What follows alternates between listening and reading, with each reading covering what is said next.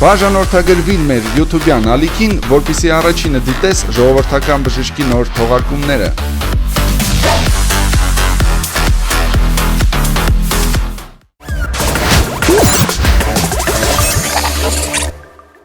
Հաղորդման աջակից առաջին AM։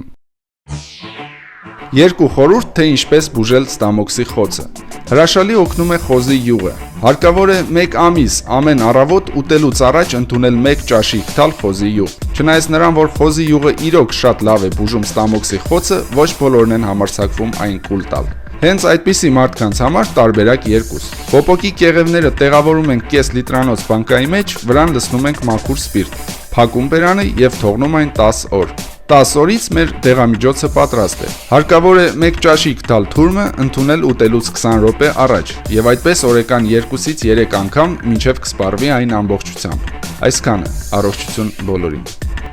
Իդեպ, եթե գիտես հետաքրքիր ժողովրդական դեղատոմսեր, ապա շարադրիր այն այս վիդեոյի տակ եւ գուցե հաջորդ թողարկումը պատրաստենք հենց քո բաղադրատոմսով։